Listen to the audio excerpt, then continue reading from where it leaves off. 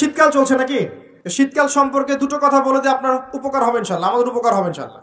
একটা হাদিসে আসছে শীতকালটা হচ্ছে মুমিনদের জন্য গনিমত। মুমিনদের জন্য কি গনিমত? মানে হচ্ছে একটা সম্পদ, যে সম্পদটা যুদ্ধ করে লব্ধ করতে হয়, কিন্তু এখানে কোনো যুদ্ধের প্রয়োজনই হচ্ছে না। গনিমত, উপহার, গিফট। কিরকম? শীতকালে রাতটা হয় লম্বা, রাত কি হয়? লম্বা হয় না? এতে করে সারা রাত আপনি অনেক ইবাদত করতে পারবেন। আর দিনটা হয় ছোট, দিনটা ছোট হয় না?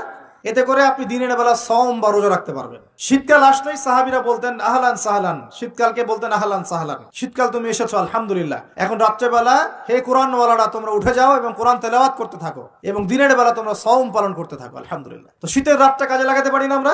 রাতের একটা অংশ ঘুমিয়ে যাবেন, শেষ অংশে উঠে তাহাজ্জুদ পড়বেন এবং কোরআন তেলাওয়াত করবেন এবং আল্লাহর কাছে হাত তুলে দোয়া করবেন। ইনশাআল্লাহ শেষ অংশে, রাতের শেষ অংশে আপনি যে দোয়াই করবেন, আপনার রিজিক যদি হালাল হয় ইনশাআল্লাহ কবুল হয়ে যাবে। শীতকালকে কাজে লাগান।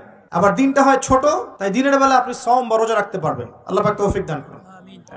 শীতকাল সম্পর্কে একটা এরকম বর্ণনা আছে, যখন কঠিন শীত আসবে তখন ওই শীতটা থেকে একটা আশ্রয় প্রার্থনা করতে হয় আল্লাহর কাছে, আল্লাহ এই কঠিন শীত থেকে আমাকে বাঁচাও। কারণ কি জানেন? কারণ হচ্ছে জাহান্নাম বছরে 2টা নিঃশ্বাস ছাড়ে। কয়টা নিঃশ্বাস? একটা নিঃশ্বাস গ্রীষ্মকালে যখন প্রচন্ড দাবদাহ চলে, ওইটা হচ্ছে জাহান্নামের নিঃশ্বাসের ফসল। ওই প্রভাবে পৃথিবীতে এরকম দাবদাহ চলে। এই সায়েন্স বিশ্বাস করবে? করবে না। ওর বিশ্বাসের আমার যায় আসে না। আল্লাহ পাক বলেছেন সত্য, রাসূল বলেছেন সত্য। আরেকটা হচ্ছে শীতকালে যখন প্রচন্ড ঠান্ডা, তখন শীতকালে জাহান্নামের এমন একটা জায়গা আছে যেটা কিন্তু শীতল জায়গা। জাহান্নামের পুরো জায়গাটাই কিন্তু আগুন নয়, এমনও জায়গা আছে যেটা কি খুব শীতল। ওই শীতল অংশ শ্বাস ছাড়লে এই যে পৃথিবীতে সেই এই শীতের একটা প্রভাব চলে আসে, প্রচন্ড ঠান্ডা শৈত্য প্রভাব চলে আসে। এটা হয়তো অনেকে বিশ্বাস করবে না, মনে করবে যে এটা ধর্মান্ধ কথাবার্তা। হাদিসে আছে নবী সাল্লাল্লাহু আলাইহি ওয়াসাল্লাম বলেছেন, কে সত্যবাদী? এই পুরো সভ্যতা না রাসূল সাল্লাল্লাহু আলাইহি ওয়াসাল্লাম? এই বিশ্বের সমস্ত মানুষ সত্যবাদী বেশি না আল্লাহর রাসূল বেশি সত্যবাদী? বাস, আর কোনো দরকার আছে কথা? শীতকালটা কাজে লাগাই। এই শীতকালে আমি একটা আমল বলে দিই প্রিয় ভাইরা। শীতকালে নবী সাল্লাল্লাহু আলাইহি ওয়াসাল্লাম এই যে তাহাজ্জুদ পড়তে উৎসাহিত করেছেন, সওম রাখতে উৎসাহিত করেছেন এবং সাহাবীরা কোরআন তেলাওয়াত করতে উৎসাহিত করেছেন। একটা হাদিসে আছে তিনটা কাজ মানুষের গোনার একটা বড় বড় অংশকে মিটিয়ে দিবে। 1 নম্বর কাজ হচ্ছে সংকটকালীন অবস্থায় দান। মানে আপনার দান করার এখন সামর্থ্য খুব কম, টাকা পয়সার টানা হেসরা আছে, এখন আপনি দান করছেন, এই দানের বিনিময়ে আল্লাহ পাক গুনাহ আপনার মাফ করে দিবেন ইনশাআল্লাহ। 2 নম্বরটা হচ্ছে যে কঠিন গরম পড়েছে, এই গরমের দিনে আপনি রোজা রেখেছেন, তৃষ্ণার্ত থেকেছেন, এই গরমে রোজা রাখার কারণে আপনার গুনাহ মাফ হয়ে যাবে ইনশাআল্লাহ। আরেকটা কাজ হচ্ছে প্রচন্ড শীতকাল, এই যে এখন শীতকাল পড়ছে, এই শীতকালে আপনি ঠান্ডা পানিতে ওযু করছেন কষ্ট করে, এই ওযুর বদৌলতে আপনার গুনাহগুলো মাফ হয়ে যাবে ইনশাআল্লাহ। এই 3টা কাজ শীতকালে পাওয়া যাচ্ছে না?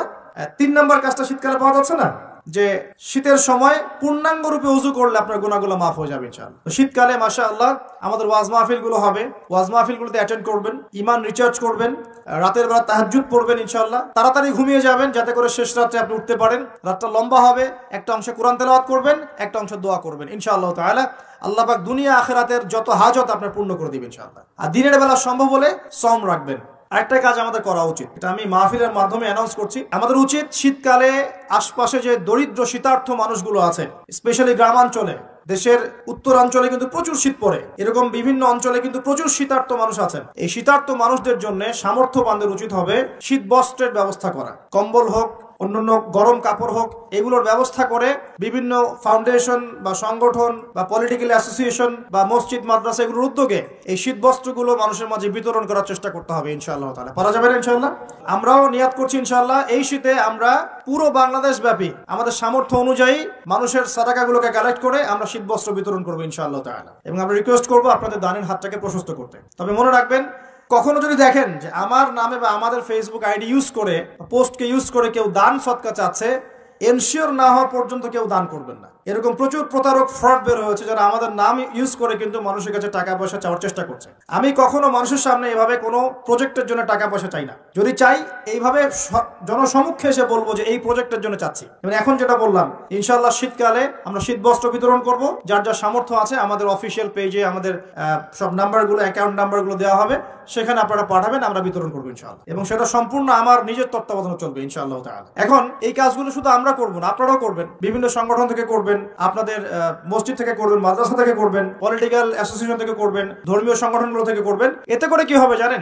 নবী সাল্লাল্লাহু আলাইহি ওয়াসাল্লাম বলেছেন, আপনি যদি কোনো বান্দা যদি অন্য মুসলিম ভাইয়ের কোনো হাজত প্রয়োজন পূরণ করে দেয়, আল্লাহ রাব্বুল আলামিন কিয়ামতের মাঠে তার হাজত পূরণ করে দিবে ইনশাআল্লাহ। অন্য বর্ণনে আছে দুনিয়া এবং আখিরাতে আল্লাহ পাক তার হাজত পূরণ করে দিবে ইনশাআল্লাহ।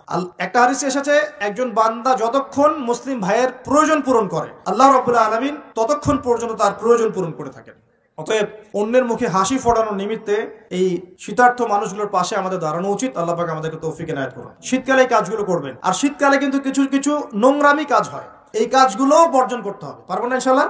এক নম্বর নোংরামিটা হচ্ছে, শীতকালে দেখবেন এমন কিছু অনুষ্ঠানের আয়োজন করা হয় যেগুলোতে অপসংস্কৃতির বাদ্যযন্ত্র বাজতে থাকে। খেয়াল করে স্পেশালি দেখবেন গ্রামে গঞ্জে কিছু কিছু পিকনিক আয়োজন করে, এগুলোতে দেখবেন এমন গান বাজনা বাজায়, ডিজে গান বাজায় যে মানুষের সারা রাত ঘুম হারাম হয়ে গেছে। হয় না এরকম? এরকম হয়। ঐতিহ্য রক্ষা করতে সমস্যা নাই। শীতকালে আমাদের এখানে পিঠার উৎসব হতো না, তারপরে আমাদের এই যে একটা নবান্ন উৎসব হতো না, একটা দেশীয় লোকজ ঐতিহ্য থাকে, সেগুলো পালন করতে সমস্যা নেই যতক্ষণ পর্যন্ত সেগুলোর মধ্যে কোনো শিরক বেদাত বা হারাম না ঢুকছে, এগুলো পালন করতে সমস্যা নেই। কিন্তু আপনি পিকনিক করবেন, এখানে দেদারসে মিউজিক প্লে করবেন, ডিজে বাজাবেন, মানুষের ঘুম নষ্ট করবেন, হারাম করবেন, এটা কি ইসলাম জায়েজ করেছে নাকি? এই কাজগুলো শীতে বেশি হয়, সতর্ক থাকবেন।